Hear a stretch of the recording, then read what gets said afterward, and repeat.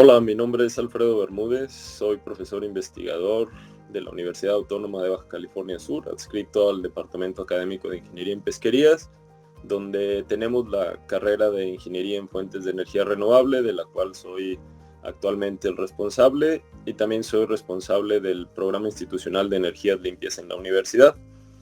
El día de hoy vamos a tener una breve charla sobre energías renovables, que más que otra cosa es una muy rápida introducción por lo corto del tiempo destinado para esta sesión. Y para ello, bueno, les dejo por aquí mis datos de contacto si a alguien le interesa tener comunicación. He dividido el tema, bueno, la charla de hoy en dos grandes rubros, algunos conceptos básicos que nos van a ser de utilidad para platicar del segundo tema, que es donde vamos a platicar ya en sí de las fuentes de energía renovable y haciendo énfasis en energía solar, fotovoltaica y térmica, eólica y geotérmica. Les dejo por aquí también algunas sugerencias de bibliografía. El primero es un excelente libro acerca de energía renovable. El tercero que les pongo por ahí tiene también una buena compaginación con el primero. Están pensados como complemento uno del otro acerca de temas de energía, de Energy Systems and Sustainability, que habla de sistemas energéticos en general y algunas otras referencias por ahí que tal vez puedan ser de utilidad. Bueno, entrando con lo primero, el tema de los conceptos básicos, pues creo que todos tenemos en nuestra cabeza algún significado relacionado con la energía, ¿no? Todos hablamos de la energía positiva, bebidas energéticas, actividad vigorosa, algo que relacionamos con la energía. Sin embargo, es un concepto bastante abstracto que no es tan fácil definir con palabras en el sentido científico, técnico. Si uno va y busca en un libro de física lo que es energía, va a decir la capacidad para hacer trabajo o esa propiedad que se usa al hacer trabajo, lo cual pues mejora un poquito el panorama, pero sigue siendo medio difícil, medio complicado todavía. Una definición que a mí me gusta más, que es la que viene en el libro de Descartes y sus colaboradores, define a la energía como una propiedad de los cuerpos o sistemas materiales para causar transformaciones o cambios, ¿no? Ya sea en sí mismo o en otros cuerpos o sistemas u objetos, ¿no? Entonces esa capacidad de producir transformaciones, al menos a mí me deja un poquito más claro el panorama, ya sean transformaciones físicas, transformaciones químicas o de cualquier tipo, ¿no? Otro concepto, y perdón si me voy muy rápido con esto, pero es amplio el tema y corto el tiempo. Pero un tema muy relacionado, un concepto, perdón, muy relacionado con la energía, es el de la potencia. Y la potencia tiene que ver con qué tan rápido se transfiere o se transforma la energía. La energía la medimos en el sistema internacional en joules y la potencia se mide en watts. Y un watt equivale a un joule por segundo, un joule cada segundo, ya sea de conversión de energía de una forma a otra, como ahorita vamos a platicar, o de transferencia de la misma forma de energía de un lugar a otro, de un cuerpo a otro, de un sistema a otro, ¿no? Entonces, si algo o alguien hace más trabajo en menos tiempo, pues ese algo o ese alguien es más potente o tiene más potencia. Como veíamos ahí, la variable del tiempo es lo que relaciona a la energía y a la potencia. Podemos calcular la potencia como la cantidad de energía empleada o transferida o transformada entre el tiempo invertido en lograr ese proceso. Y de ahí, bueno, haciendo despejes podemos llegar a conocer cualquiera de las tres magnitudes, conociendo las otras dos, ¿no? Y les pongo aquí rápidamente el ejemplo de los kilowatts hora, que en ese despeje del segundo punto, del segundo renglón, la energía la podemos calcular como la potencia de un equipo, de un dispositivo, multiplicado por el tiempo que estuvo operando. Ejemplo, si ustedes tienen un foco de 100 watts y lo operan durante 10 horas, la energía utilizada van a ser 1000 watts hora o 1 kilowatt hora. De igual manera, si ustedes tienen una plancha que típicamente andarán por ahí de los 1000 watts, o tal vez más, y la utilizan durante 1 hora, pues también habrá consumido 1 kilowatt hora al final de ese periodo. Ambas son unidades de energía, 1 kilowatt hora en ambas presentaciones, y el kilowatt hora es la unidad tal vez más común utilizada a la hora de medir energía eléctrica, ¿no? Es la unidad que usan para cobrarnos el recibo que nos llega a nuestras casas, por ejemplo. Su equivalencia en joules son 3600, ya sea en kilojoules o 3.6 megajoules. Y existen otras maneras de medir la energía, como con cantidades de combustible de referencia, pero lo dejo nada más por ahí por hoy. Algunas de las unidades de energía que seguramente han visto por ahí, si no, pues aquí andan: megajoules, gigajoules, kilowatt hora, que ya mencionábamos, petajoules, hexajoules, terawatts hora, millones de toneladas equivalentes de petróleo, millones de toneladas equivalentes de carbón, algunas más de energía, los BTUs, los terms, las calorías, las kilocalorías, las calorías con C mayúscula, que no son otra cosa que kilocalorías, y de potencia los watts, los kilowatts, los HPs o caballos, y múltiplos de ellos, ¿no? Y vamos a estar haciendo referencia a algunas de estas unidades. Y para entender un poquito también el contexto de los dispositivos para aprovechar fuentes de energía renovable y cualquier dispositivo en general, necesitamos algunos conceptos de recordatorio muy rápido acerca de formas de energía, y tener presente que los dispositivos que utilizamos no son otra cosa sino una manera de convertir energía de una presentación en otra, de una forma en otra, o de transferir energía, como ya decíamos hace un momento. Entonces ya saben ustedes que la energía cinética pues tiene que ver con el movimiento de un cuerpo, de un objeto, y con su masa, y la manera de calcular eso es esta formulita de aquí. La energía cinética es igual a la mitad del producto de la masa por la velocidad al cuadrado de ese cuerpo, de ese objeto. La energía cinética pues la vemos en muchos lugares en nuestra vida cotidiana. Ejemplo, una corriente de agua, un vehículo en movimiento, y muchos otros casos, ¿no? En el caso de un vehículo, por ejemplo, la energía que se requiere para acelerar ese vehículo, que ese vehículo tenga más energía cinética, incrementar su velocidad, proviene del combustible, y para que un vehículo pueda detenerse, pues debe perder su energía cinética, que eso normalmente lo hacemos a la hora de perder esa energía de manera controlada, a través de los frenos que se disipa finalmente esta energía cinética como calor, ¿no? Pudiera ser de manera no planeada y desafortunada a través de una colisión, donde se pierde esa energía cinética. La energía potencial tiene que ver con la posición o la ubicación de un cuerpo. Normalmente nos referimos a ella tomando como referencia un campo gravitacional, pero pudiera ser energía potencial de otro tipo. Haciendo referencia específicamente a la energía potencial gravitacional, necesitamos conocer la masa del objeto en cuestión, la altura sobre un nivel de referencia, que puede ser el suelo, y la aceleración de la gravedad en el caso del campo gravitacional.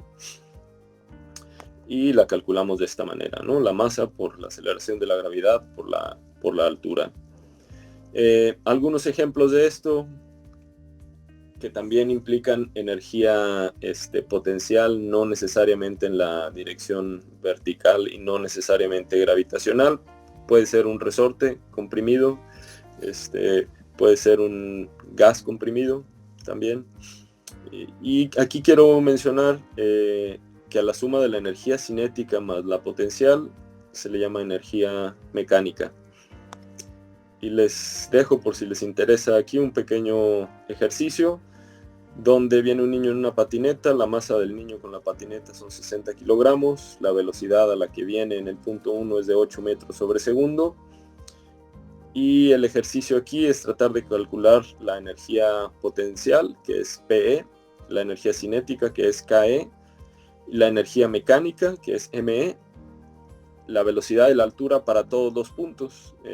Hay que considerar que en el punto 2, pues nos indican aquí en el ejercicio que el niño ya va a 1 metro sobre el nivel del suelo de donde empezó, sobre esa rampa, y en el punto 3 hay que considerar que es el punto más alto al que va a llegar el niño con la patineta, es decir, que su velocidad en ese punto es 0 y está a punto de regresar, ¿no? Con esa información es posible calcular todas las variables que aquí se nos indican. Un ejercicio interesante por ahí, divertido si les llama la atención. También es importante considerar la energía química, que tiene que ver con la energía almacenada en los enlaces de las moléculas, y la podemos liberar, por ejemplo, a través de procesos de combustión. Este es un proceso muy común en nuestra vida diaria, combustión de papel, de madera, de combustibles para cocinar, para impulsar un vehículo, para generar electricidad, y es la manera tal vez más común que conocemos de liberar energía química, ¿no? A través de los procesos de combustión. Relacionado, pues, la energía calorífica, que está también muy relacionada con el concepto de temperatura, aunque no son lo mismo. Y esta energía calorífica tiene que ver con el movimiento de las moléculas, en particular con la energía cinética, ¿no? Y también se le conoce como energía térmica. Y en relación con la temperatura, podemos decir que si la energía calorífica de un cuerpo, de un objeto, se incrementa, pues su temperatura también. La temperatura es una medida de la energía cinética promedio de las moléculas de un cuerpo. Entonces, si le damos energía calorífica a un objeto, pues sus moléculas tendrán más energía cinética. Si le quitamos, tendrán menos, y la temperatura variará de manera acorde.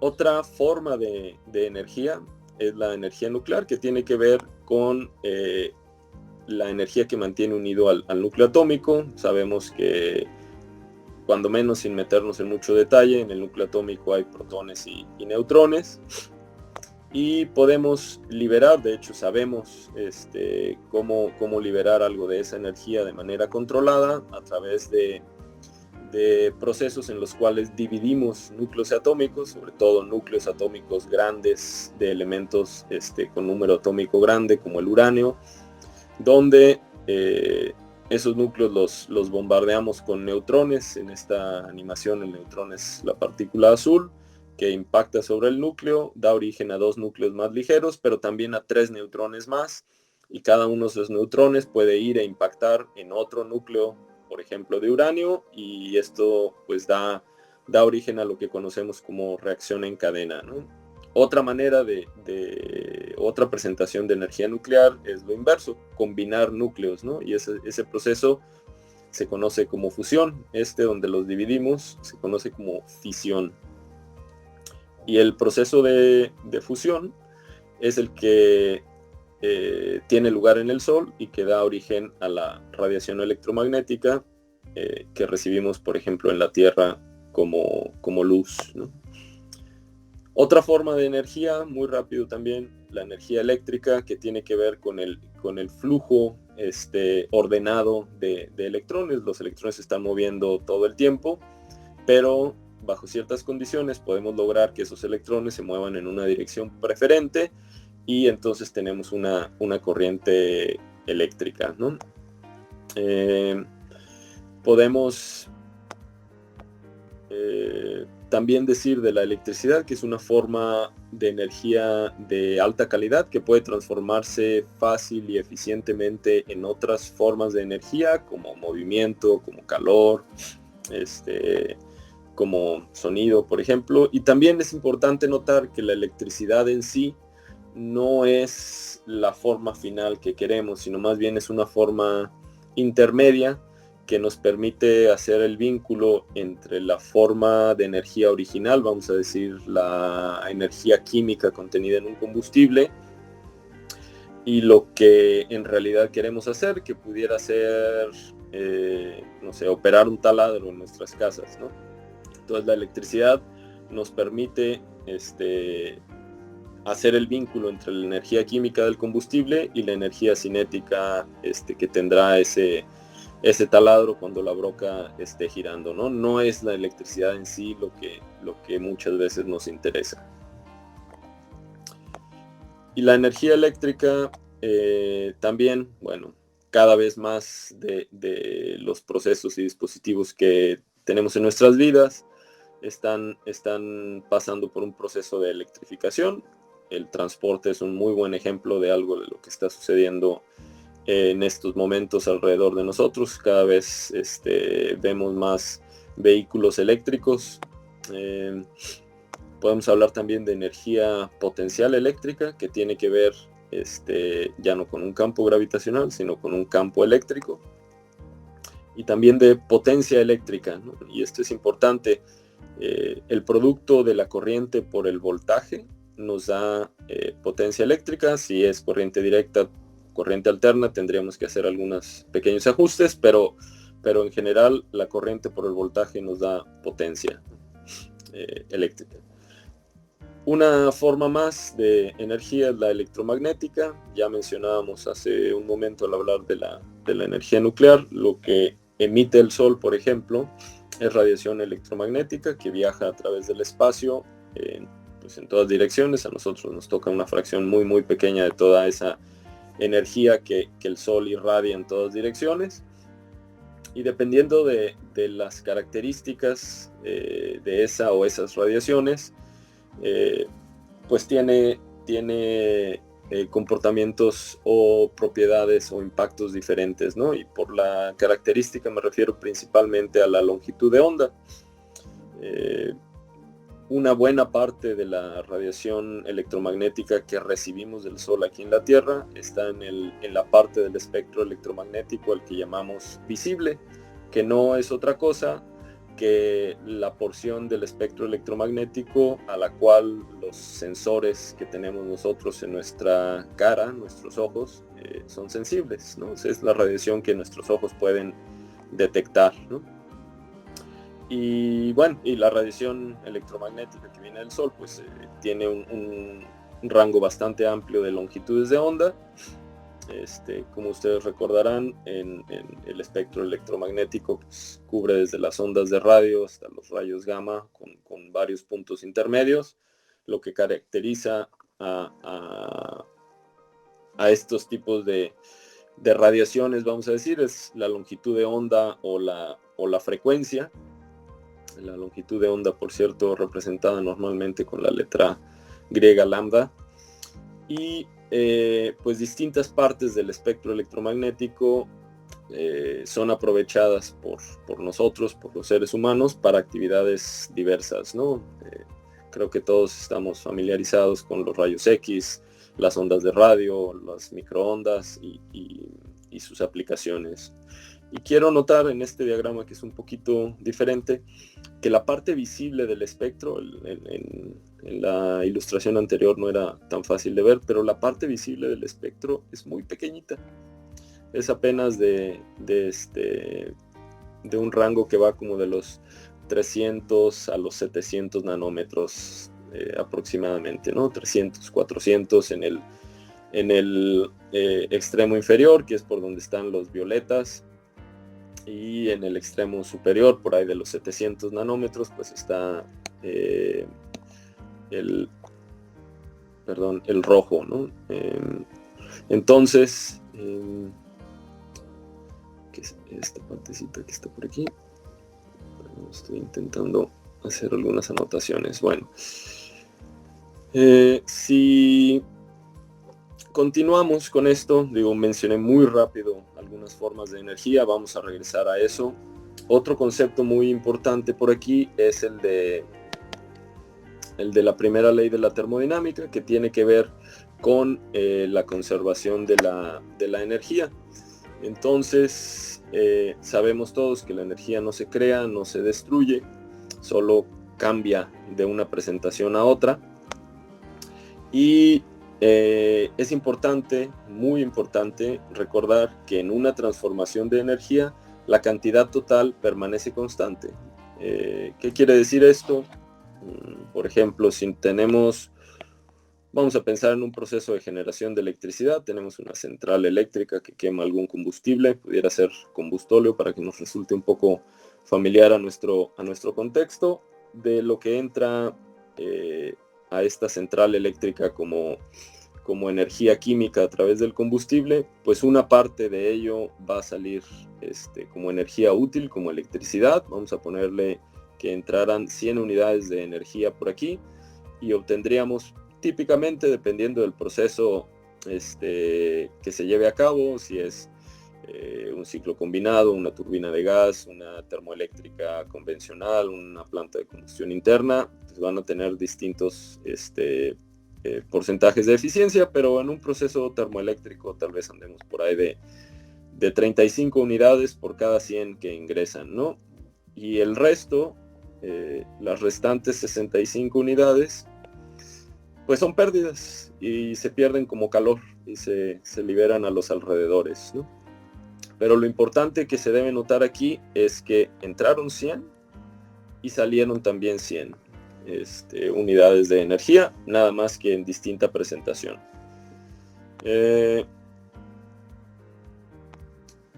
Entonces, con esto en mente, pues una pregunta que a mí me gusta siempre hacer es si es correcto hablar de consumo de energía, que es un término que usamos muy comúnmente. Con esta reflexión, pues estrictamente no es correcto hablar de consumo de energía, porque lo que sucedió es que la energía no se consumió, simplemente cambió de presentación.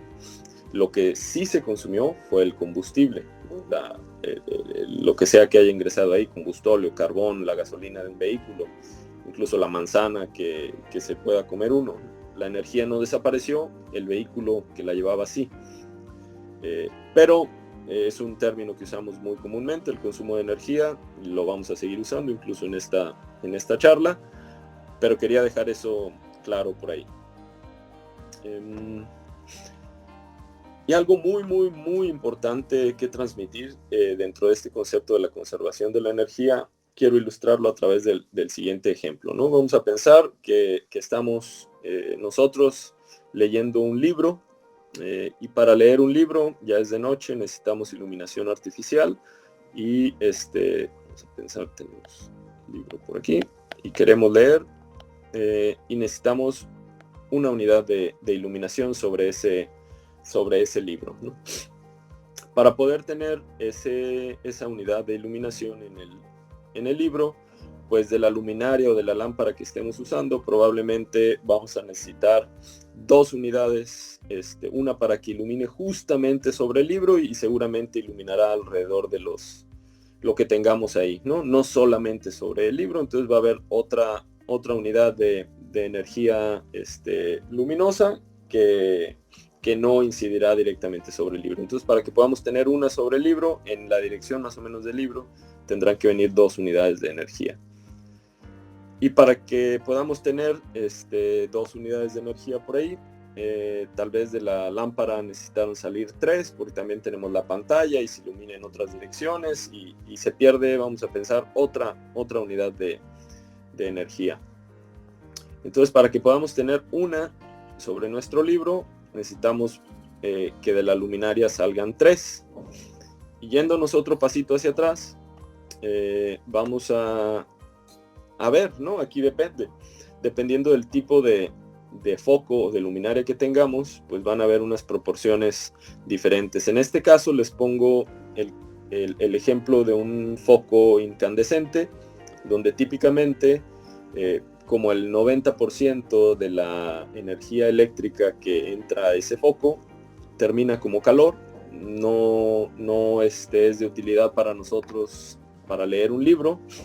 Entonces tenemos unas pérdidas, las pérdidas en este diagrama ya se habrán dado cuenta, están ilustradas en color rojo, y en azul pues la energía útil que va avanzando a lo largo del proceso, ¿no? Entonces, para que tengamos 3 unidades de iluminación a la salida de esa lámpara, tuvimos que introducir 31 unidades de energía eléctrica, porque de ellas 28 se van a perder en ese foco. Entonces un foco incandescente no es el mejor dispositivo para iluminar. Es muy bueno si lo que quiere uno es calentar pizza o rostizar pollos, porque pues gran parte se va como calor, pero es muy ineficiente para iluminar. Y vámonos yendo hacia atrás. Entonces, de esas 31 unidades de energía que se necesitan a la entrada de la lámpara o de la luminaria, pues hay que considerar también que para que esa electricidad llegue ahí, había que pasar por la instalación eléctrica de nuestra casa, que si está bien diseñada es razonablemente eficiente, va a tener unas pérdidas, pero van a ser pequeñas. Igual un paso hacia atrás, pues habrá que recorrer, o la electricidad habrá tenido que recorrer la red de distribución, que tiene también unas pérdidas asociadas, pequeñas, y también la red de transmisión, antes de poder llegar a nuestra vivienda, ¿no? Y bueno, esa electricidad, y en la red de transmisión también hay unas pérdidas. De nuevo, si todo está bien, esas pérdidas deben ser pequeñas, y se ve aquí en las proporciones, ¿no?, entre las partes azules y rojas. Y detrás de la red de transmisión pues está ahora sí la central de generación. Dependiendo del proceso, las proporciones entre lo azul y lo rojo son distintas, pero ya decíamos en la lámina anterior que si es un proceso térmico, pues la termodinámica nos indica que estos procesos son por naturaleza poco eficientes. Y vemos aquí un caso donde para que salgan 35 unidades de electricidad tuvieron que meterse 100 unidades de energía. En este ejemplo pone aquí carbón mineral, pero pudiera ser otro combustible, ¿no? Si se quema, el proceso es un proceso pues térmico, y entonces la termodinámica le impone límites bastante bajos al proceso, ¿no? Entonces, por la conservación de la energía, pues nosotros, por estos principios que ya discutíamos, para que nosotros tengamos una unidad de energía luminosa sobre el libro que queremos leer, pues tuvimos que meter 100 en la central eléctrica, porque vamos a perder 99 en el camino, ¿no? Entonces 65 más 1.5 son 66.5, más 2 son 68.5, más 0.5 son 69, más 28 son 97, 98, 99, y la que nos es útil, pues ahí están las 100. Entonces la energía, de nuevo, no se destruye, no se pierde, solo cambia de presentación, cambió de forma, ¿no? Y fuimos aquí de energía química, los procesos que suceden dentro de la central eléctrica, por aquí, transmitiéndola a través de la red de transmisión, de distribución, la instalación eléctrica de nuestra vivienda, y aquí está el dispositivo, ¿no? El foco, vamos a decir, en este caso un foco incandescente. Y vamos a regresar a esto. Quiero nada más ilustrar en este momento, pues, que toda la energía que entró como energía química en el combustible salió por aquí en alguna otra presentación, ¿no? Y relacionado con eso está el concepto de eficiencia, que relaciona a la energía útil de salida con la energía total de entrada, y en los procesos reales siempre la energía útil de salida es menor que la energía total de entrada. Tenemos en los procesos reales pérdidas, ¿no?, que es la diferencia entre esas dos magnitudes, la energía útil de salida y la energía total de entrada. La eficiencia se calcula como la razón, la proporción, la división entre esa energía útil de salida y la energía total a la entrada. Y si la multiplicamos por 100, la obtenemos como porcentaje, o se puede expresar también como fracción entre 0 y 1, ¿no? Entonces, podemos hacer el cálculo de las eficiencias de cada uno de los nodos del diagrama anterior. Y esto nos va a servir para ilustrar algunas cosas. Entonces el concepto ahí, la formulita de eficiencia nos decía energía útil de salida entre el total de entrada. Entonces en este nodo la eficiencia va a ser 50%. Luego la energía útil de salida entre la total de entrada, 2/3. La energía útil de salida entre la total de entrada para el foco incandescente pues andará por ahí del 10% que ya mencionábamos, y así nos podemos ir hacia atrás, ¿no? Muy paso por paso. Y aquí la 31.5 de salida de energía útil entre 33.5 de entrada, y luego 33.5 de salida entre 35 de entrada, y finalmente aquí las 35 unidades de electricidad de salida entre las 100 del combustible a la entrada, ¿no? Entonces, haciendo todo esto, vemos que la eficiencia global de este proceso va a ser la energía útil de salida, que es 1, entre la energía total de entrada, que son 100. Entonces tenemos un 1% de eficiencia en todo este proceso, ¿no? A lo largo de la cadenita. Eso es increíblemente ineficiente, ¿no? Vamos a hacer un pequeño ejemplo, ¿no? Bueno, y eso es muy ineficiente por dos razones. Uno, por el dispositivo que estamos usando aquí. Y dos, por el proceso de generación que tenemos aquí. Entonces, podemos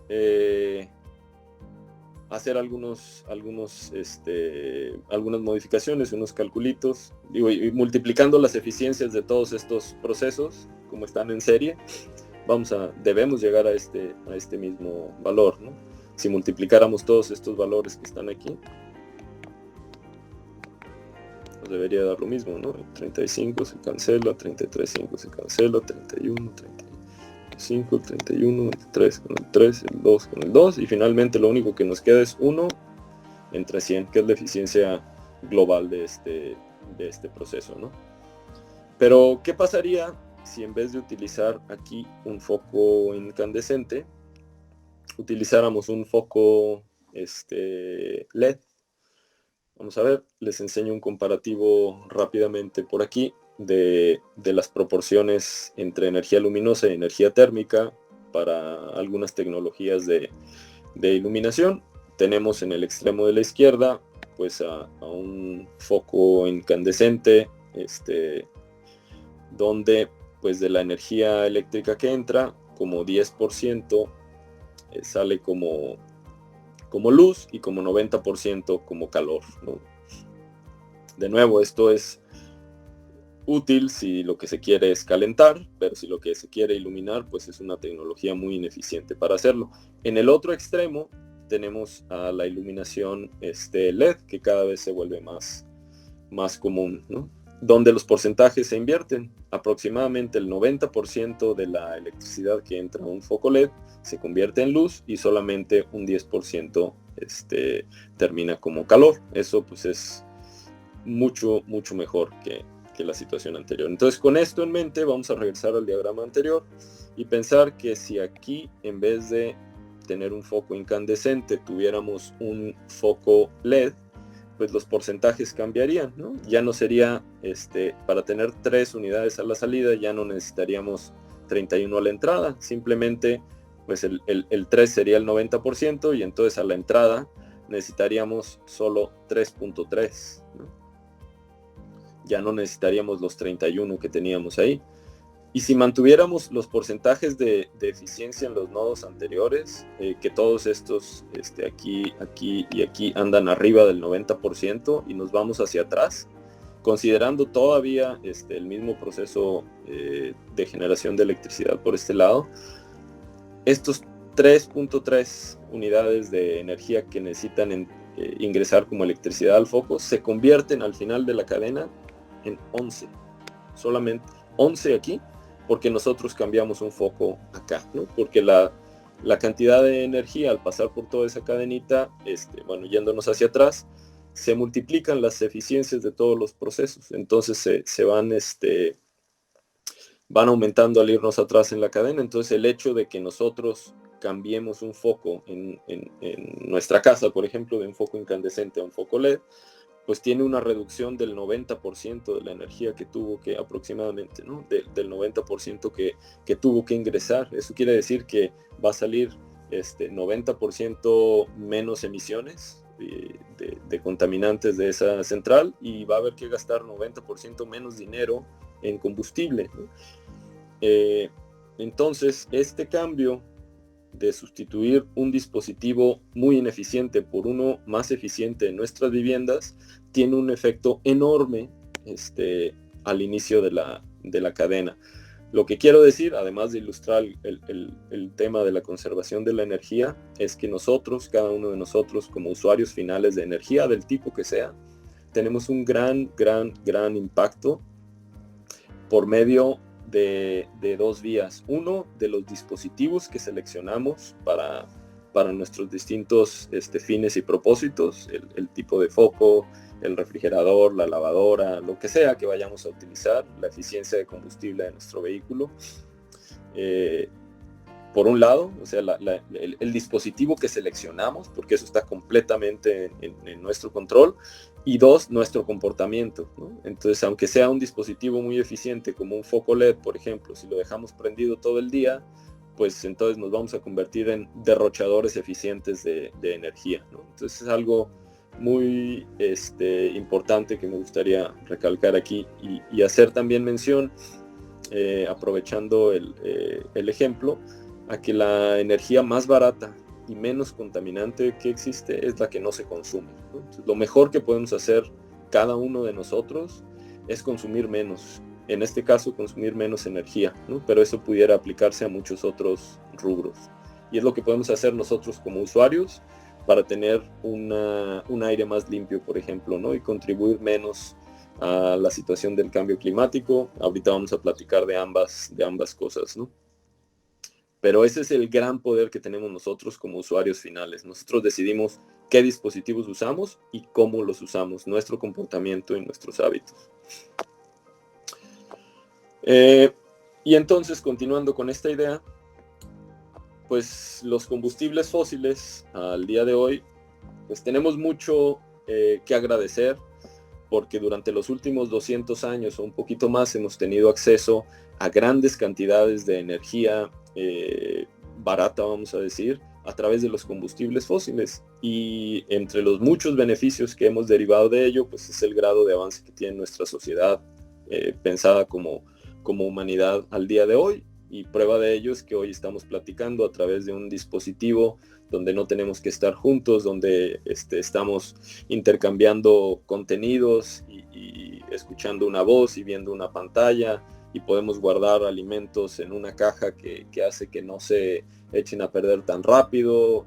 Podemos iluminar nuestro entorno en la noche y muchísimas otras ventajas y beneficios que tenemos el día de hoy, gracias a que hemos tenido grandes cantidades de energía disponible por pues, ya más de 2 siglos, ¿no?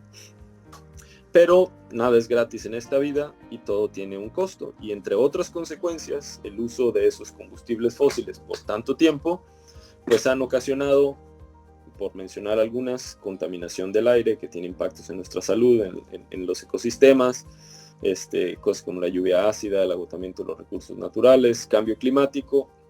No voy a entrar a mucho detalle en ninguna de estas, pero sí me gustaría precisar algunas cosas en relación al cambio climático, y para ello hay que pensar en el equilibrio térmico del planeta, que pues la Tierra está en equilibrio entre la energía que recibe de fuera del planeta, que es la que viene del Sol, y pues como una alcancía, como una cuenta de banco, ¿no? Si queremos que el equilibrio se mantenga, que el saldo se mantenga, pues todo lo que entra tiene que salir también, porque si retenemos energía en el planeta, pues invariablemente la temperatura va a aumentar, ¿no? Como ya veíamos hace rato con la explicación de la energía térmica o calorífica, ¿no?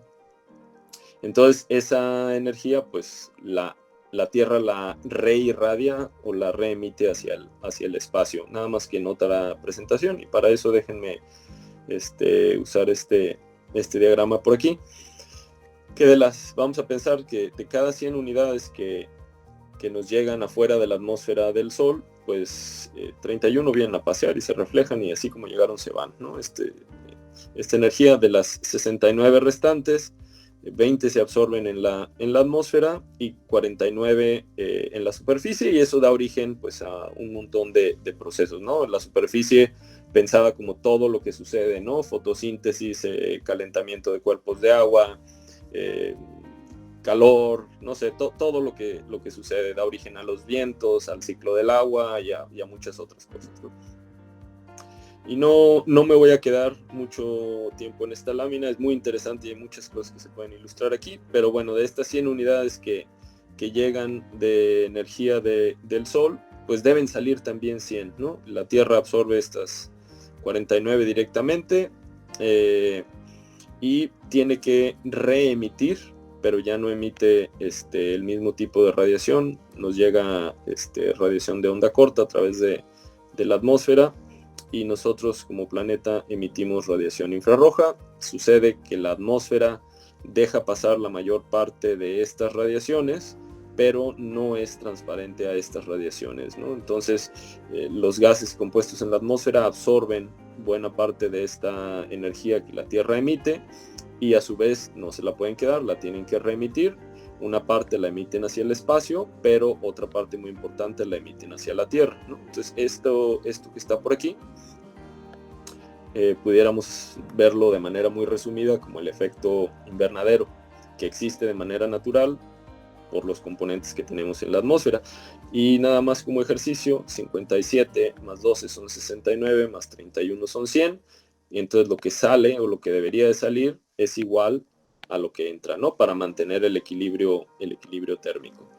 Entonces, regresando, para mantener ese equilibrio, pues es necesario mantener el balance entre lo que entra y sale de la Tierra. Se estima que sin atmósfera, la temperatura de la superficie terrestre andaría por ahí de los menos 18 grados, y con atmósfera, gracias al efecto invernadero natural que tiene nuestra atmósfera, pues tenemos en promedio una temperatura por ahí de 15 grados. Eso es ocasionado principalmente por gases como el dióxido de carbono, el metano, el vapor de agua que están en la atmósfera. Y pues gracias a esas condiciones de temperatura que hemos tenido en nuestro planeta, pues tenemos la situación de la vida como la conocemos hoy, ¿no? El problema está en que pues nosotros estamos intensificando ese efecto invernadero natural, porque a través de la quema de combustibles fósiles principalmente estamos incrementando el dióxido de carbono y otros gases y compuestos más que tienen efecto invernadero, como el metano, como el óxido nitroso y varios otros más, que están atrapando energía dentro de nuestra atmósfera o de nuestro sistema climático, y eso ocasiona pues que el equilibrio en el que estábamos se altere. Si dejamos de emitir este tipo de gases y compuestos, pues se alcanzará un equilibrio nuevamente, pero será en otra temperatura, ya no será tal vez en los 15 grados, sino en otra temperatura diferente, y pues el clima en esa otra temperatura no va a ser el mismo que el que tenemos en la condición actual, ¿no? Por ahí va más o menos el asunto del cambio climático. Ahorita voy a mencionar otras cosas muy rápido. En los últimos 200 años, ya decíamos, desde el inicio de la revolución industrial, pues el consumo de energía ha sido principalmente fósil. Se ha incrementado pues, entre 1850 y como 2010 unas 40 veces. La economía, medida a través del Producto Interno Bruto, se ha incrementado unas 50 veces en el mismo periodo, y la población solamente se ha incrementado como 6 veces. Entonces, algo muy importante aquí es que el consumo de energía incrementa principalmente por el incremento de la actividad económica, y no tanto solo por el hecho de que la población aumente, ¿no? Nuestra comportamiento es que cada vez estamos utilizando más energía cada uno de nosotros, y además la población es cada vez mayor, ¿no? Entonces nuestros consumos energéticos pues están incrementando de manera muy relacionada, como ya decía, con la economía, con la actividad económica. Y pues si lo principal que utilizamos para abastecer nuestras necesidades energéticas son combustibles fósiles como el carbón, como el petróleo, como el gas natural, pues de la mano de eso van a ir las emisiones de gases con efecto invernadero, ¿no? Este es un perfil muy similar, dióxido de carbono principalmente. Y vemos que pues, este tipo de concentraciones habían estado estables en nuestra atmósfera por mucho tiempo, bueno, más o menos estables, hay variaciones, pero igual desde 1750, 1800, por ahí vemos un incremento dramático en la concentración de estos gases y compuestos en la atmósfera, que es cuando empezamos a utilizar grandes cantidades de energía fósil. Quiero mencionar por aquí también que la Agencia Internacional de Energía pues reconoce este efecto. Les dejo por ahí, esa es la portada de la publicación, la pueden descargar de manera gratuita, pero entre otras cosas hace un par de comentarios, o bueno, un comentario que quiero resaltar aquí, que es que la producción y uso de energía es responsable de 2/3 partes de las emisiones de gases con efecto invernadero. Eso es bien importante tenerlo en mente. Otra publicación también de la Agencia Internacional de Energía el año siguiente, la anterior se publicó en 2015, esta se publicó en 2016, en relación a la energía y la contaminación del aire. Pues el asunto de la calidad del aire es muy grave a nivel de crisis en muchos sitios y es responsable de la muerte prematura de muchas personas. Manejan 6.5 millones atribuibles a este fenómeno de la contaminación del aire. Y nuevamente, como dice por aquí abajo, la producción y uso de energía por procesos con malos controles o llevados a cabo de mala manera, una mala combustión sobre todo, es responsable de la mayor parte de los contaminantes emitidos a la atmósfera, 85% de las partículas y casi todo los óxidos de azufre y los óxidos de nitrógeno, ¿no? Vienen de procesos energéticos. Entonces, estos no causan efecto invernadero, afectan la calidad del aire y la salud de personas y ecosistemas que los respiren. Es un proceso distinto.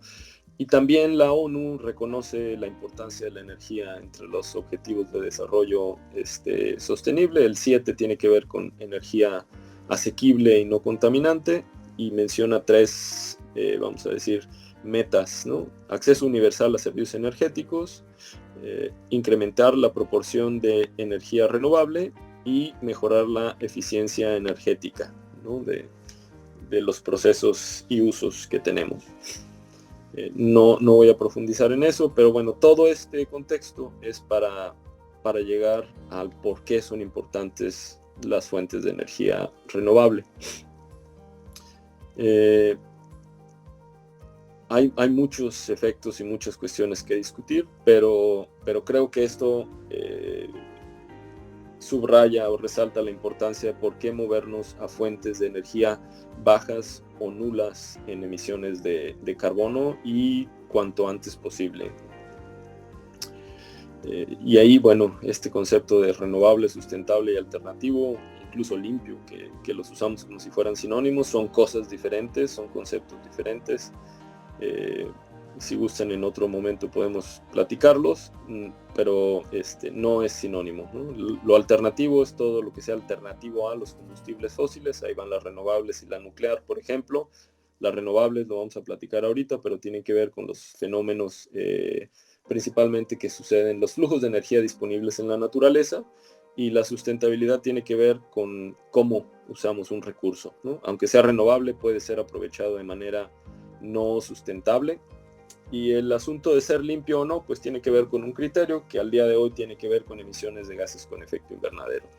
Entonces, una planta nuclear es limpia, pero no es renovable. Habría que preguntarse si es sustentable, es ciertamente alternativa. Y una hidroeléctrica que es renovable, o un cultivo, bueno, ni siquiera un cultivo, un bosque, por ejemplo, que es biomasa, es renovable. Si nosotros lo talamos y no se reforesta, pues aunque sea renovable, no es sustentable su aprovechamiento. Entonces hay diferencias importantes de concepto por ahí. Bueno, todo esto como antecedente para llegar al tema 2, que es una introducción a las fuentes de energía renovable, donde vamos a platicar de energía solar fotovoltaica. Me voy a ir muy rápido para tratar de terminar en no mucho más de 1 hora por completo. Y vamos a platicar de energía solar, eólica y geotérmica, como les había anticipado, ¿no? Entonces las fuentes de energía renovable, dependiendo de quién le pregunten, puede tener una definición ligeramente distinta. Tienen que ver con esos flujos de energía en la naturaleza. Nuestra ley de transición energética en México tiene una definición un poquito más amplia, que además de esos fenómenos de la naturaleza, tiene también considerado procesos o materiales susceptibles de ser transformados, dice aquí, para aprovecharse como energía. Y básicamente lo que incluye aquí son desechos, ¿no? Que los desechos, como las aguas residuales o residuos sólidos urbanos, pues no son fenómenos de la naturaleza, pero sí podemos aprovecharlos para obtener energía. En este diagrama les enseño pues varias fuentes de energía renovable que están por ahí. Creo que todos identificamos rápidamente al sol, que es, ya dijimos, una de las principales fuentes de energía que tenemos en nuestro planeta. No es la única. Y bueno, dependiendo de esa energía del sol, están varias otras fuentes de energía renovable.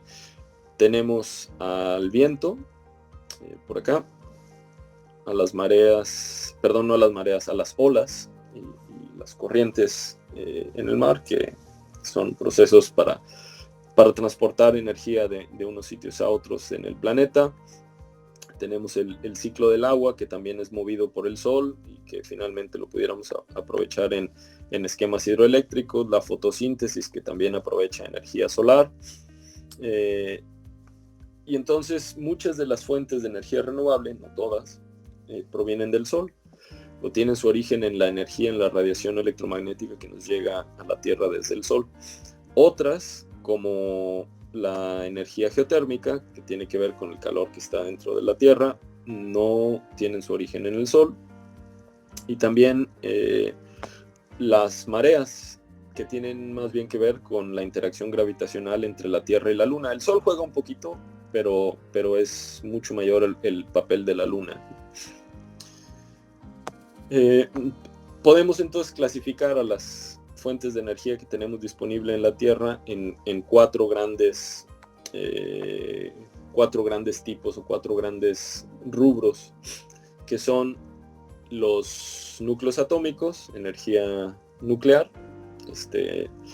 la energía que proviene del Sol, que es de dos tipos y ahorita vamos a ver, la gravitacional, que ya decíamos que tiene que ver con lo de las mareas, y el calor interno de la Tierra, que es lo de la energía geotérmica. La energía, bueno, los núcleos atómicos con la energía nuclear, ya lo hemos platicado. La energía que viene del Sol hay de dos. La que nos está llegando actualmente en estos momentos, si ustedes están viendo esta cápsula de día, pues esa energía que salió del Sol hace como 8 minutos, que la aprovechamos de manera directa, por ejemplo, a través de paneles solares o para calentar agua a través de un dispositivo de este aprovechamiento de energía solar térmica. La que aprovechan las plantas para hacer fotosíntesis, que da origen a la biomasa, la energía que mueve el ciclo del agua, el calor que finalmente pues hace que el agua se evapore y se condense y se precipite y escurra, y todo esto que tiene que ver con la energía hidráulica, el gradiente térmico del mar, la diferencia de temperatura entre capas superiores y capas inferiores, tiene que ver con esa energía solar también. El calentamiento desigual de la superficie terrestre, que da origen a los vientos, y el viento soplando sobre extensiones de agua, como cuando uno le sopla la taza de café, pues da origen al oleaje. Entonces el oleaje depende del viento y el viento depende del sol. También las diferencias de salinidad por lo que se evapore de agua, pues la sal se queda y entonces eso hace que se concentre más. Entonces todas estas presentaciones de energía renovable pues tienen su origen en el sol. Las que no tienen su origen en el sol, ya decíamos, son la geotérmica, que tiene que ver con con el calor dentro de la Tierra, que tiene que ver con procesos de decaimiento radioactivo de elementos que están en la corteza terrestre, y con el calor pues que hay en el núcleo de la Tierra y se está irradiando hacia afuera. Y también la energía de las mareas, ¿no? Que decíamos es interacción gravitacional principalmente entre la Tierra y la Luna. La otra parte de la energía solar que nos faltó mencionar es energía que está acumulada, que es energía que llegó a la Tierra hace mucho tiempo, que las plantas de ese momento la capturaron y pasó a través de cadenas alimenticias también a los animales de hace millones de años, y eso dio origen a lo que hoy conocemos como energía o combustibles fósiles, ¿no? El carbón, el petróleo, el gas natural es tal vez de lo más común, pero no son otra cosa que energía solar acumulada, ¿no? Entonces, de aquí para acá les decimos no renovables, y de aquí para acá son a las que les decimos renovables. Todo esto tiene que ver con escalas de tiempo, y aquí la unidad de medida o de comparación es la escala de vida humana, ¿no? En nuestra escala de vida, pues el Sol no se va a extinguir, o al menos eso esperamos, y si se extingue, pues vamos a tener un problema mucho más grande que preocuparnos, pero para fines de nuestra vida consideramos que el Sol es inagotable, y en ese mismo tiempo de vida, pues el petróleo no se va a regenerar, ni vamos a tener más núcleos, más átomos de uranio en nuestro planeta, por ejemplo, para aprovechar energía nuclear, ¿no? Entonces es una cuestión de tiempo finalmente, pero con esa perspectiva, esa unidad de medida, decía ya, a estas les decimos no renovables y a estas les decimos renovables. Perdón.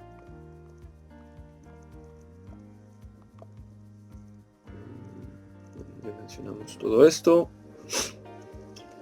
Pregunta, más bien retórica y para conocimiento y cultura general: ¿cuáles son las metas que tenemos como país de aprovechamiento de energía renovable y de reducción de gases con efecto invernadero?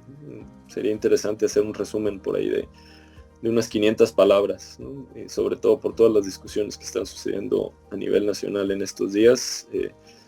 Sería bueno saber a qué nos hemos comprometido con nosotros y con el mundo. Sugerencias: que al consultar la Ley de Transición Energética, la Ley General de Cambio Climático, la Estrategia Nacional de Energía, la Estrategia Nacional de Cambio Climático, así como documentos de la Secretaría de Medio Ambiente, Recursos Naturales y de la Secretaría de Energía, entre otras fuentes de información, ¿no? Bueno, de estas 4 grandes fuentes de energía que tenemos en nuestro planeta, vamos a platicar primero de la energía solar, que tiene que ver, pues en nuestro idioma es muy claro que viene del Sol, y también un poquitito de otras estrellas, y contiene esa energía que nos llega del Sol, esa radiación electromagnética, un pico de intensidad en la parte visible, es decir, que nuestros ojos están sintonizados para detectar la parte del espectro electromagnético que representa la mayor parte de la radiación que nos llega del Sol, ¿no? Entonces ya habíamos platicado de esto hace unos momentos. La radiación solar varía dependiendo de dónde estemos en el mundo, es consecuencia de la inclinación del eje de rotación de la Tierra con respecto al plano de traslación alrededor del Sol, y es lo que da origen a las estaciones, por ejemplo, esa inclinación, y en un mismo punto sobre la Tierra, pues dependiendo del momento del año en el que estemos, la cantidad de energía solar que se recibe en un punto dado varía. Y esa radiación solar, pues la podemos aprovechar al menos de 2 maneras: conversión eléctrica, que es fotovoltaica, es de lo que vamos a platicar primero, y la conversión térmica, de lo cual platicaremos de manera subsecuente.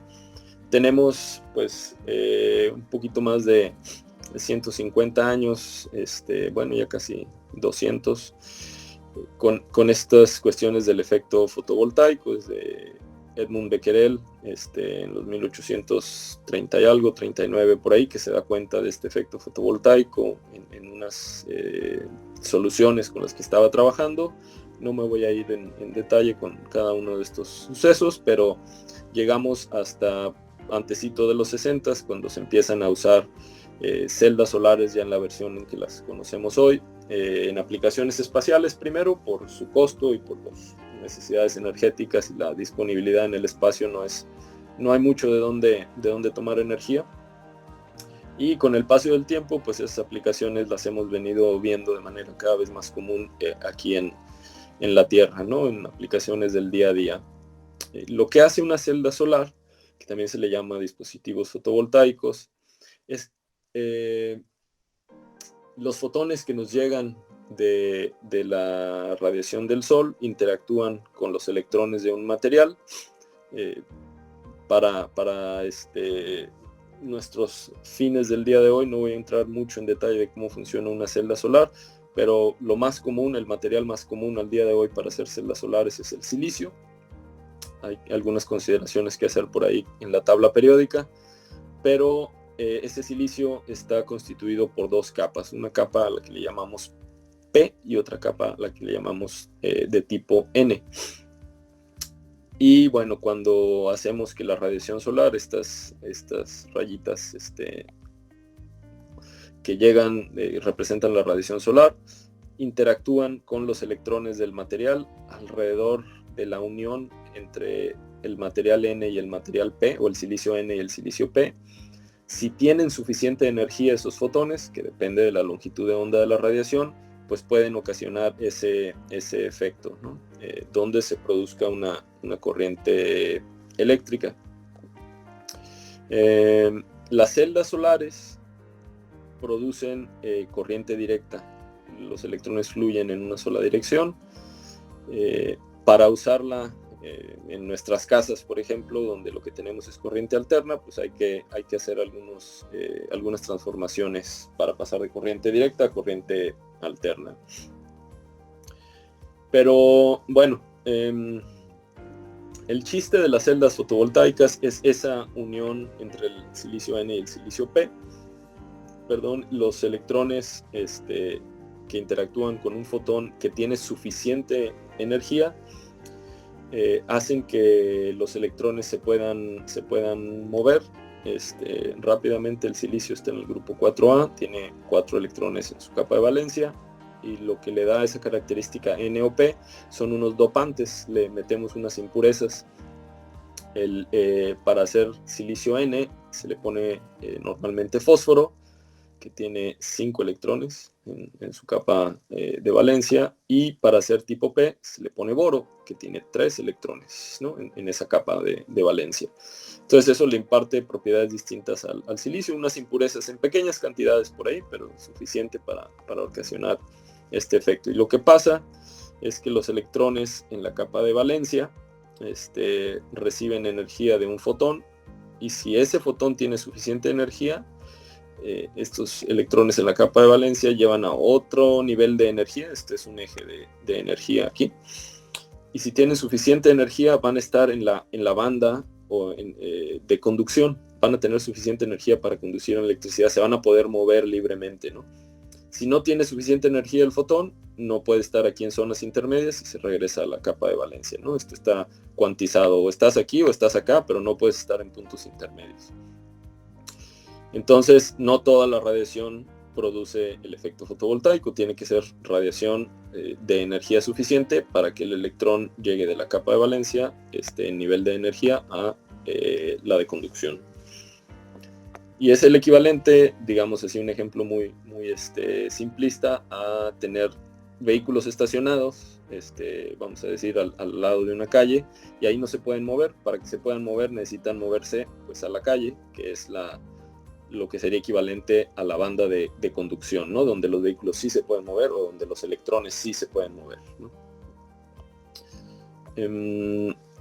Para fabricar celdas solares, lo que hacemos es, pensando en el silicio, que es el material más común, pues hay que formar barras o lingotes de silicio de diferentes características, para eventualmente conectarlos hacer como rebanadas, como obleas de silicio, en un proceso como donde empezamos de arena, que está constituida principalmente de óxido de silicio, a través de una serie de procesos para producir, les decía, silicio, primero policristalino, después a través de un proceso térmico, esos policristales convertirlos en un monocristal.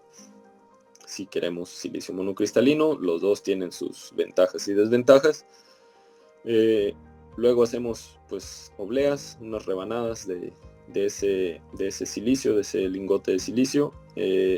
Se pule, se le ponen los dopantes para formar silicio N y silicio P, y se le ponen algunos recubrimientos, los contactos entre la superficie superior e inferior, que son el positivo y el negativo de la celda, y se conectan varias de estas celdas. Una celda solar de silicio tendrá un voltaje de por ahí de medio volt, 0.5, 0.6 volts, y conectando varias de ellas en serie y en paralelo nos da, podemos armar módulos o paneles solares, y varios paneles solares trabajando en conjunto, de nuevo en serie y en paralelo, nos dan lo que se conoce como un arreglo, ¿no? Entonces, a partir de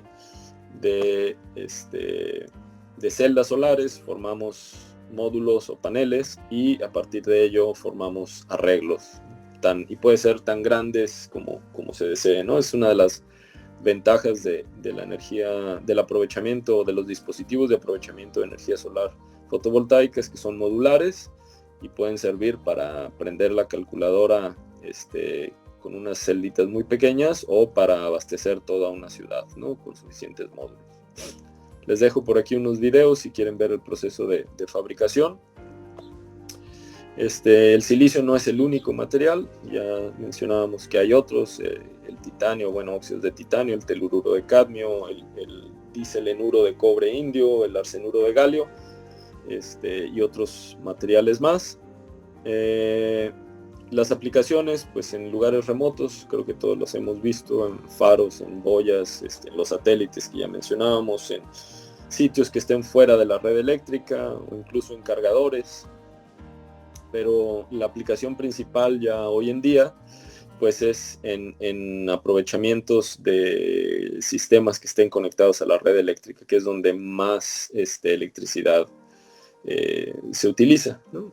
Afortunadamente, en la última década los precios han bajado muchísimo, se espera que sigan bajando, y ya estamos en costos similares o incluso más bajos que la electricidad convencional, ¿no? Y cada vez se les encuentran más aplicaciones y más formas de aprovechar esta tecnología, como en cuestiones de edificios, donde ya los paneles solares no están encima del edificio, sino que son parte del edificio. Aquí, por ejemplo, vemos una terraza donde, en vez de poner malla sombra, por decir algo, o algún otro material, los paneles solares son el techo, ¿no? Y eso se aprovecha ya así. En un sistema solar fotovoltaico, los módulos son el principal componente, desde luego, dependiendo de si es un circuito para corriente directa o para corriente alterna, puede tener distintos componentes, y también dependiendo de si está interconectado a la red o si es un sistema autónomo, pudiera requerir una batería y un controlador de carga, y si queremos corriente alterna va a necesitarse un inversor. Son así como los componentes más básicos, dependiendo de la aplicación que se requiera. Les mencionaba, ha venido bajando de costo muchísimo la energía solar, tanto los costos de instalación se miden por unidad de potencia, los dólares por watt, por kilowatt en este caso, de la fotovoltaica, por ejemplo, una curva de descenso en la última década muy, muy dramática, y también de otras fuentes de energía renovable, ¿no? Pero la fotovoltaica, sobre todo, en la última década ha bajado muchísimo de costo. Ese era el costo de instalación, o sea, la infraestructura, y este es el costo de la electricidad producida con esa infraestructura, ¿no? Este es el rango del costo de la electricidad producida con combustibles fósiles, y ya al día de hoy la energía eléctrica generada por medio de esquemas fotovoltaicos está en el mismo rango, ¿no? Entonces, ya ese mito de que la energía renovable es muy cara, ya quedó en el pasado, ¿no? Bueno, es un documento más de la Agencia Internacional de Energías Renovables, IRENA, que publica y da seguimiento a este tipo de costos y avances, ¿no? Y la capacidad instalada en el mundo está creciendo pues, de manera exponencial, la verdad, ¿no? Como el costo ha bajado mucho y las presiones ambientales que tenemos también, pues la capacidad ha aumentado. Y ya no es solo un asunto de tener nuestro corazoncito verde, por lo que veíamos en estas gráficas, por ejemplo, pues ya es competitivo con otras formas de generar electricidad y se vuelve ya también un asunto de mercado y de negocio, ¿no? Otra manera de aprovechar la energía solar es la energía solar, el aprovechamiento térmico, ¿no? Que vamos a platicar muy rápido, pero hay pues tal vez formas bastante que nos pudieran ser bastante familiares para aprovecharlo. También hay una historia del aprovechamiento térmico, se mencionan por ahí que Arquímedes en el sitio de Siracusa hizo unos espejos concentradores de la energía solar para quemar los barcos o incendiar los barcos que los tenían sitiados, y hay varios recuentos por ahí a lo largo de la historia del aprovechamiento de energía solar, los alquimistas, espejos concentradores, y ya más recientemente en motores impulsados por energía solar, con un concentrador que refleja la energía solar recibida a un punto, aprovechando las propiedades parabólicas de ese concentrador. Lo mismo por acá, para bombeo de agua, o para impulsar un motor que pudiera ser para diversos usos, ¿no?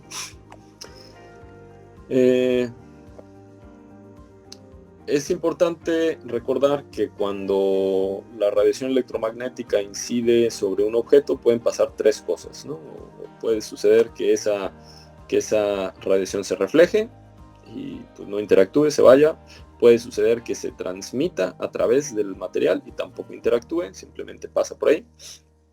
O que se absorba, y eso es lo que nos interesa para el aprovechamiento de la energía solar, que se aproveche en el material.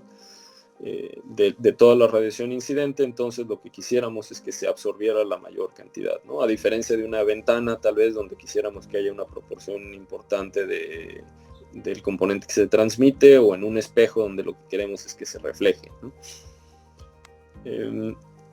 Pensando en esto, vamos a platicar de distintos tipos de colectores solares, desde lo más sencillo, y le vamos a ir agregando complejidad, y conforme le vamos agregando complejidad, pues también las temperaturas que podemos lograr van avanzando, ¿no?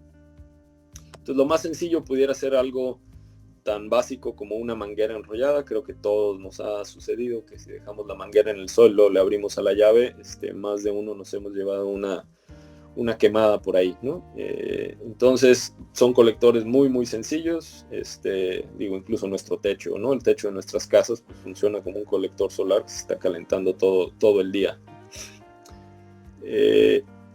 Por la exposición pues a la atmósfera de manera directa, pues el viento se estará llevando algo de ese calor por ahí y se estarán perdiendo algunos watts hacia los alrededores, pero finalmente de lo que se trata es de maximizar la absorción de energía y de disminuir las pérdidas todo lo que se pueda. Y con eso en mente, pues un paso para reducir las pérdidas pudiera ser ponerle una cubierta, ¿no? ¿Qué tal si le ponemos un vidrio encima, ¿no? Entonces el siguiente tipo de colector pues consiste ya en ese material absorbedor, meterlo dentro de una caja, de manera que le pudiéramos poner aislante alrededor, y solamente en la cara que está expuesta al sol ponerle un vidrio, por ejemplo, un material transparente que deje pasar una buena parte o que transmita una buena parte de la radiación solar y que no deje escapar energía en otras direcciones, ¿no? Lo metemos en una caja y bueno, tenemos ya un colector plano, por ejemplo, ¿no? de manera muy, muy simplificada. lo que hacemos con ese vidrio ahí es generar un efecto invernadero al interior de la caja, ¿no? Donde dejamos pasar radiación solar, pero no dejamos escapar radiación infrarroja. Esas modificaciones que le vamos haciendo, pues son para impactar en dos cosas. El calor útil, no voy a entrar en los detalles de la fórmula, tiene que ver con la energía solar que se absorbe y el calor que se pierde, ¿no? El calor útil va a ser la diferencia entre esas dos magnitudes. La energía solar que se absorbe tiene que ver con la transmitancia del material que estemos usando, que puede ser el aire o puede ser un vidrio, la absorbancia, del material colector, la cantidad de energía solar que estemos recibiendo y el área del colector. Y las pérdidas pues tienen también que ver con el área. Perdón, aquí estos deberían de ser subíndices, esta T y esta L, pero pues parece que PowerPoint tiene conflictos existenciales con esos subíndices. Pero bueno, tienen que ver con la diferencia de temperaturas del ambiente y la superficie absorbedora, ¿no? La placa, digamos, ¿no? y el ambiente. Son proporcionales a la diferencia de temperatura entre... Mientras más altas sean las temperaturas que estamos logrando, pues más grandes serán o pudieran ser las pérdidas, ¿no? Entonces el chiste es cómo maximizamos esta y cómo reducimos esta, ¿no? Y pues con esta breve explicación podemos mejorar la transmitancia, mejorar la absorbancia o disminuir las pérdidas, ¿no? Aquí hay un coeficiente global de transferencia de calor, entonces disminuir, por ejemplo, usando aislantes. Y eso es lo que quiero decir con esto, ¿no? Grandes las ganancias y chiquitas las pérdidas, ¿no? Para incrementar la cantidad de calor útil.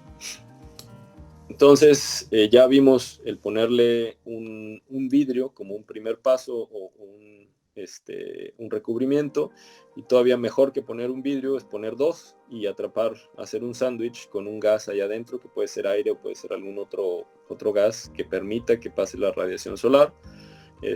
Pero como ya vimos, pues algunos componentes de la atmósfera son muy buenos para no dejar que el calor fluya, ¿no? Entonces lo que hacemos es, para fines prácticos, ponerle un aislante transparente, vamos a decir, ¿no? Con ese sándwich de un gas atrapado entre dos vidrios, ¿no? Y todavía mejor que un gas para impedir el calor la pérdida de calor por conducción y convección, es no tener ningún gas. Entonces pudiéramos sacarle el gas a ese espacio entre las dos paredes de vidrio, que es lo que son los tubos evacuados, los colectores evacuados, que seguramente han visto y se encuentran al vacío. Eso pues elimina en gran proporción las pérdidas, ¿no? Solamente tenemos, o principalmente tendríamos pérdidas radiativas. Y finalmente, para captar más energía, más energía que la que está disponible solo sobre la superficie del colector o lo que sea que queremos calentar, pues podemos concentrar energía, ¿no? De manera que la energía de un área más grande incida sobre lo que sea que queremos calentar. Podemos hacerlo a través de concentradores parabólicos, por ejemplo, como este concentrador de canal que tenemos aquí, o platos parabólicos también, como este que está por acá. Este es un colector solar de placa plana que funciona, por cierto, con el efecto de termosifón. Es muy interesante ver cómo sucede eso. Es un sistema pasivo. Y para generación de electricidad, que también se puede aprovechar la energía solar térmica para generar electricidad, por ejemplo, a través de esquemas como estos de la foto de torre solar, donde hay un campo o varios campos de espejos llamados helióstatos, que todos reflejan hacia un punto central o hacia un mismo punto la energía, la radiación solar, ¿no? Que sería estas torres que están por aquí, ¿no? Y se pueden alcanzar temperaturas muy, muy elevadas, ¿no? Ya de 1000 grados, por ejemplo, ¿no? En este tipo de esquemas de concentradores de canal parabólico, pues también son concentradores, se alcanzan temperaturas bastante altas, no 1000 grados como en el anterior, pero tal vez sí unos 400 grados, ¿no? Nomás para escala por ahí, anda un vehículo y una persona ahí como referencia. Podemos aprovechar platos parabólicos, ya lo decíamos ahorita, con un motor Stirling, por ejemplo, aquí, donde la diferencia de temperatura se puede aprovechar para generar movimiento y con eso a su vez generar electricidad. Y para esquemas de baja temperatura, pues pudiéramos aprovechar las diferencias que se tienen en el océano entre las capas superficiales y capas a mayor profundidad, 500 metros, 1 kilómetro, y esas diferencias de temperatura pueden ser suficientes para impulsar un ciclo termodinámico. Igualmente, si se construye alguna especie como de invernadero, y se le da una única salida al aire caliente que habrá ahí, y se hace a través de una chimenea como esta, pues vamos a tener aquí una corriente de aire saliendo por esa chimenea, y por abajo tendría que estar entrando aire para sustituirlo, ¿no? Y eso se puede interceptar en el camino con una turbina, como si fuera una turbina eólica, y generar electricidad a partir de un esquema de torre solar, de chimenea solar, ¿no? O con estanques, con estratificados, con salinidades distintas, ¿no? Donde normalmente el agua caliente debería subir, pero si tiene mucha sal, eso ya no le permite que suba, y entonces se calienta la capa inferior de agua, ¿no? Y la diferencia de temperaturas, de nuevo, entre la capa inferior caliente y capas superiores más frías, puede ser suficiente para impulsar un ciclo que nos permita generar electricidad. Y otros usos, pues deshidratadores solares, destiladores solares, tal vez a algunos o muchos de ustedes les haya tocado verlos por ahí. Hasta aquí con los usos de la energía y el aprovechamiento de la energía solar térmica. Y vamos a platicar muy rápido de energía eólica, que también pues tiene historia que viene de muchos años atrás, varios siglos, donde hemos aprovechado la energía del viento para transportarnos en barcos de vela, por ejemplo, para moler granos, los molinos estos que sí eran molinos, porque molían granos, a diferencia de lo que hoy conocemos o se les dice molinos de viento, que en realidad no son molinos porque no muelen nada. O cosas como esta última, ¿no? Que es en realidad una bomba de agua, ¿no? Estamos extrayendo agua del subsuelo. En estos, de nuevo les decimos molinos, pero en realidad no son molinos.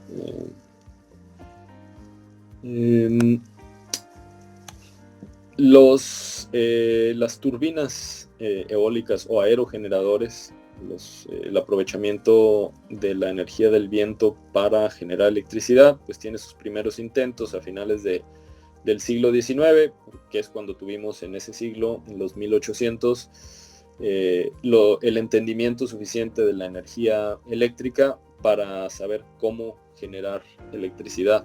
Y entonces eso se acopla con, por ejemplo, la energía del viento, y los primeros generadores eólicos se tuvieron a finales del siglo XIX por unos señores en Escocia y en Estados Unidos, James Blyth y Charles Brush. Aquí hay una persona para escala, aquí hay otra persona para escala. Distintos tipos de aerogeneradores, ¿no? Y bueno, a lo largo de la historia del último siglo, sobre todo, pues hemos venido avanzando en esto, aunque ya pues hace más de 50 años teníamos casos bastante interesantes de aerogeneradores de potencias grandes y de tamaños muy considerables. El día de hoy la tendencia a nivel mundial es parques eólicos en el mar, porque pues ahí el viento no tiene obstáculos, sobre todo, ¿no?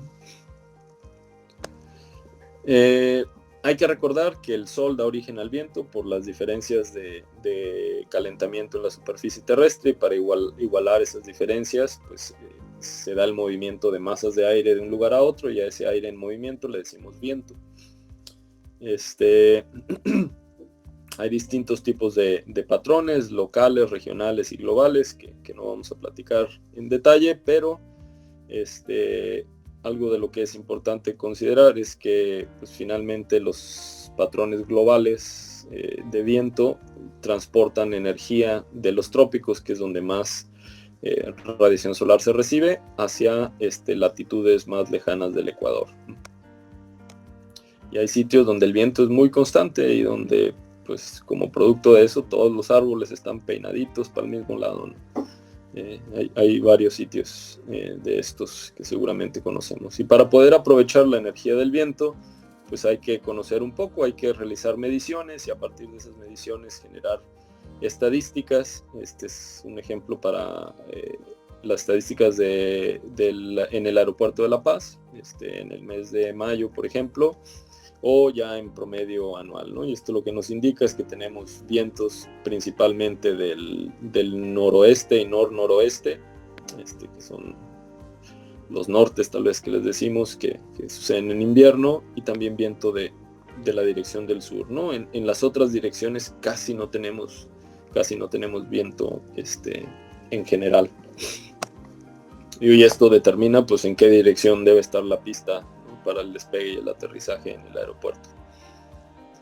Entonces con esas estadísticas pues podemos hacer distribuciones de frecuencias para saber cuánto tiempo sopla el viento, a qué velocidad y también de qué dirección si quisiéramos. Eso nos permite saber cuáles sitios son interesantes para generar o para aprovechar la energía del viento. Aquí en México pues Oaxaca es la región más conocida y de mejor recurso, ¿no? Pero no es la única, hay varios otros sitios en México que también son interesantes, y aunque Baja California Sur no es de lo más interesante, tenemos algunos lugares, algunos sitios por aquí que también presentan buenas velocidades de viento, ¿no?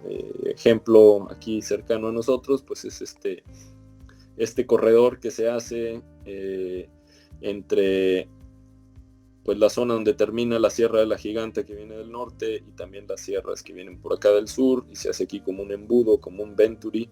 Es la parte más cercana entre el Golfo de California y el Océano Pacífico. Y pues se hace un corredor interesante de viento por aquí, ¿no? Y prueba de ello también es que por aquí mismo es donde se está instalando el proyecto eólico que tenemos cerca de La Paz, ¿no? Hay algunos otros sitios interesantes, sobre todo en el norte del estado, pero lo malo es que en el norte del estado no tenemos quien consuma esa energía eléctrica que se podría generar por allá, y no tenemos una red eléctrica que nos permita traernos la electricidad al sur del estado, perdón. Pero bueno, hay sitios interesantes en el norte de Loreto y en algunos otro punto por ahí en Loreto, y sobre todo en Mulegé.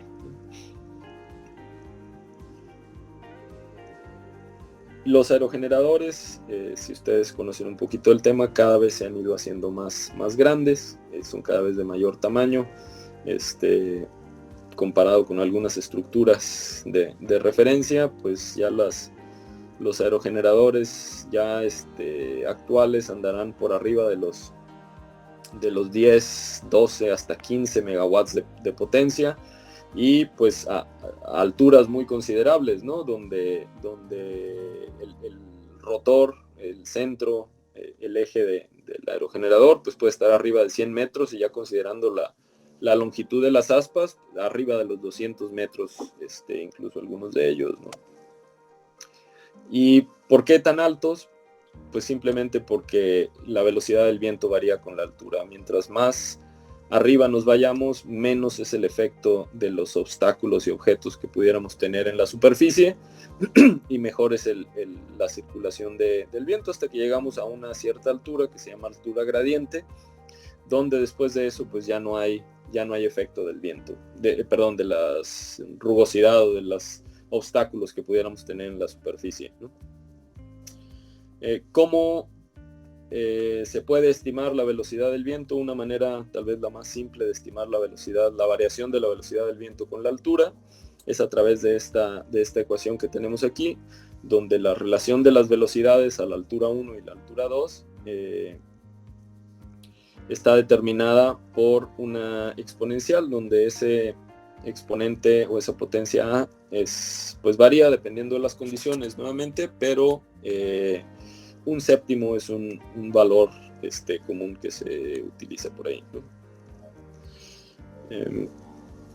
Entonces, si quisiéramos calcular la velocidad del viento a una altura, la que sea, vamos a decir que el centro del aerogenerador está a 120 metros y nosotros pudimos medir la velocidad del viento a 25 metros, pues con esto podemos hacer una estimación de cuánto sería la velocidad del viento a la altura 2, si conocemos obviamente las dos alturas, la velocidad a la altura de referencia y este coeficiente de un séptimo por ahí, ¿no? Entran varios factores, pero así de manera general pudiéramos hacerlo de manera relativamente sencilla, ¿no?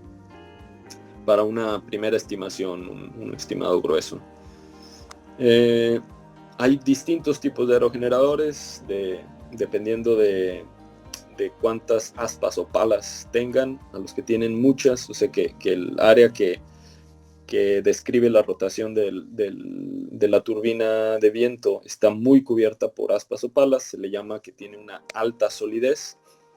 Este tipo de turbinas son muy útiles para aprovechar vientos de baja velocidad, generan torcas elevadas y, por ejemplo, este tipo de turbinas son muy buenas para el bombeo de agua, como las que vemos aquí en Baja California Sur todavía de manera común, ¿no? Si se sale uno a las brechas, pues ahí se encuentra uno dispositivos como estos, ¿no? No tenemos vientos muy constantes, de muy alta velocidad aquí, pero sí vientos de baja velocidad que se pueden aprovechar con un dispositivo como este, ¿no?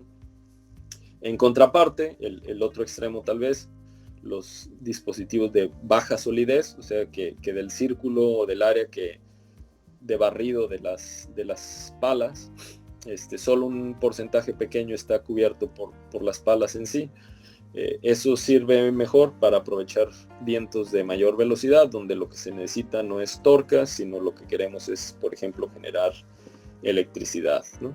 Y hay pues distintos diseños, podemos tener de una sola pala, nada más que necesitamos un contrapeso para que esté balanceada la fuerza. Y el más común, que es de 3 palas o 3 aspas, que es lo que tal vez predomina al día de hoy. También hay no solo aerogeneradores de eje horizontal como los anteriores, también los hay de eje vertical, ¿no? Y de tamaños distintos. Este es un aerogenerador muy pequeñito de 200 watts comparado, o de 100 watts incluso, comparado con los que veíamos en el esquema donde estaba la Torre Eiffel, por ejemplo, donde ya estábamos hablando de 10, 15 megawatts, ¿no? Un megawatt es 1.000.000 de watts, entonces desde 200 watts hasta 15 millones de watts en una sola turbina, por ejemplo. Y una compañía mexicana que hace aerogeneradores pequeños, 5, 10 kilowatts, Colibrí es la marca, por si les interesa visitarlo. Son de los que tenemos instalados acá en Bahía Magdalena, en Puerto Alcatraz. Bueno, tienen ellos, no tenemos, yo no tengo nada que ver ahí, pero hay de esos ahí. Y entre las partes principales pues, del aerogenerador está la góndola, que es donde están todas las piezas, los engranes, el rotor. Aquí se embonan las aspas, ¿no? Y se fijan. Un motor por aquí donde está, que es el que hace girar a la góndola. Ya no hay una veleta para hacer lo que gire. Hay un motor que, dependiendo de dónde venga el viento, hace que la turbina se oriente a la dirección del viento. Pues con ese viento el rotor gira, está conectado a una flecha, hay por aquí una caja de engranes para que esto gire a la velocidad adecuada, y finalmente se tiene aquí un generador y se baja pues la electricidad a tierra y se conduce a donde tenga que ir, ¿no? Les decía, ya los aerogeneradores del día de hoy pues son muy grandes, con palas de 80 metros o más, que es tal vez el tamaño del avión o la envergadura del avión más grande que tenemos hoy en día, o de los más grandes que hay en el mundo. Pues el principio básico de operación de de los aerogeneradores de este tipo tiene que ver con el perfil aerodinámico de las aspas, que es el mismo principio que utilizan los aviones. Es un balance de fuerzas, aprovechando la sustentación que se crea, ¿no? Este perfil aerodinámico hace que los aviones puedan volar, y es también el que hace que los aerogeneradores giren o roten. Les digo, hay que hacer un balance de fuerzas por ahí, y si el ángulo de la pala y la velocidad del viento son los adecuados, pues vamos a tener ese efecto de rotación. De manera muy básica, podemos estimar la generación. No lo vamos a hacer el día de hoy, pero si ustedes tienen la distribución de frecuencias de la velocidad del viento en un sitio, se puede cruzar con la curva de potencia de un aerogenerador, que nos dice pues cuánto va a generar a cada velocidad del viento, y con la distribución de frecuencias podemos saber cuántas horas va a estar el viento soplando en un sitio determinado a una velocidad, y con esas dos se puede hacer un estimado de lo que va a generar un cierto aerogenerador en un sitio específico, ¿no? Hay que hacer mediciones, hay que generar la estadística y conocer la curva de potencia, ¿no? Pero bueno, se puede conocer. Y finalmente, quiero platicar muy rápido también de energía geotérmica, que tiene que ver con el calor que está en el interior de la Tierra, que ya decíamos, pues ese calor que está ahí desde la formación de nuestro planeta, y también el calor generado por el decaimiento radioactivo de ciertos elementos que se encuentran en la corteza terrestre. En promedio, bueno, el interior de la Tierra tiene mayor temperatura que la superficie, y entonces de manera natural hay un flujo de calor desde el interior de la Tierra hacia la superficie. En promedio, ese flujo es de como 60 miliwatts por metro cuadrado en toda la superficie del planeta, pero hay ciertos sitios donde ese flujo es más elevado porque hay tal vez una intrusión magmática cerca, o una fisura en capas de la corteza terrestre que hacen que haya un flujo de energía mayor en ciertos sitios, ¿no? Y esos sitios pues son los que asociamos con manifestaciones como aguas termales, como géiseres y ese tipo de cosas, ¿no?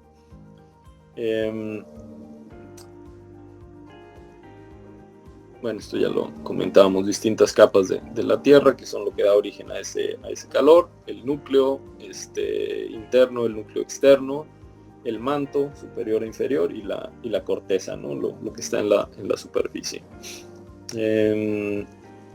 Estos aprovechamientos de históricos de la energía geotérmica pues vienen de muchísimo tiempo atrás, desde usos prácticos como para bañarse, para lavar e incluso para cocinar, ¿no? Y en muchos sitios donde habían manifestaciones de este tipo, como aguas termales, por ejemplo, pues hay evidencia también de que los pobladores de muchos años o siglos atrás aprovechaban esos sitios, ¿no? Porque hay pinturas o alguna evidencia alrededor de esos sitios.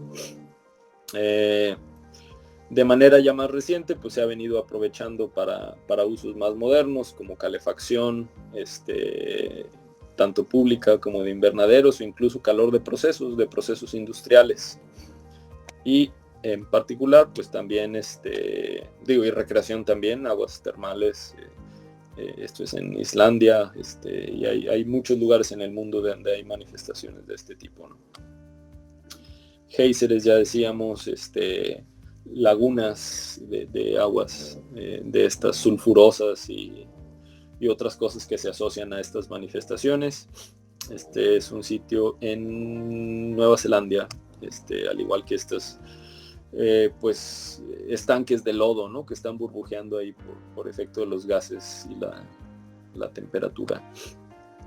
Para usos más recientes, en particular con la generación de electricidad, pues hace poquito más de 100 años empezamos con esto en Italia. La primer central de aprovechamiento eléctrico de la energía geotérmica es la de Larderello, y hay muchos países en el mundo que lo aprovechan hoy. México ha sido de los países que más han aprovechado esta fuente de energía. éramos el cuarto lugar hace unos años, ya no somos el cuarto lugar, ya hay otros países que nos rebasaron, pero de todas maneras tenemos un potencial geotérmico muy interesante, incluso aquí mismo en nuestro estado, ¿no? Tres Vírgenes, donde ya se aprovecha, y se han detectado otros sitios, ¿no? Normalmente, como se aprovecha la energía geotérmica, es a través de sistemas hidrotermales, es decir, donde hay yacimientos, ya sea de vapor o de agua caliente, relativamente cerca de la superficie, y al traerlo a la superficie, perdón,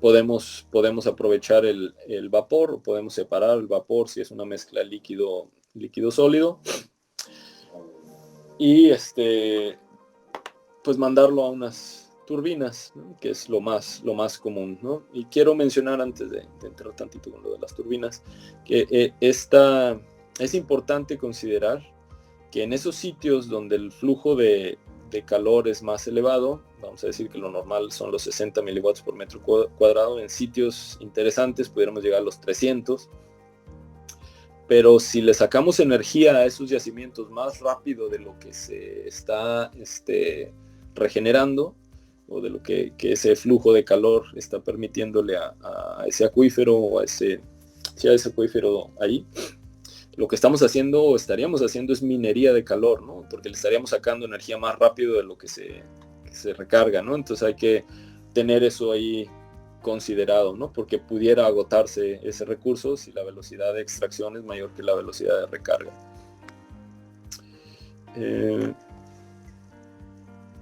Entonces, para poder aprovechar, perdón, esta desconfiguración por aquí, estos sistemas hidrotermales, lo que necesitamos es un acuífero accesible, relativamente cercano a la superficie. Digo, relativamente cercano, estoy hablando de algunos miles de metros, ¿no? Donde haya un sitio de rocas porosas. Puede ser que llueva por acá en algún lugar y haya las condiciones adecuadas para que esa agua se infiltre a través, decíamos, de unas rocas porosas, y que estén cubiertas, y esa agua, bueno, puede fluir por aquí, y que esté cubierta de una capa de roca impermeable, de manera que esa agua que se pudiera estar calentando porque hubiera calor aquí bajo la tierra, ya decíamos, una intrusión de magma cercana a la superficie, por ejemplo, se calienta, pudiera haber vapor o pudiera ser solo agua caliente, pero también a profundidades considerables, pues el equilibrio líquido-vapor cambia. Y si hubieran fracturas que comunicaran la superficie con ese acuífero, pues empezamos a ver las manifestaciones como aguas termales, fumarolas, géiseres, o si perforamos nosotros un pozo específicamente para estas cuestiones, pues podemos tener aquí vapor, o una mezcla de agua caliente con vapor, y aprovecharlo para los fines que nos convenga, ¿no? Sin embargo, si no hay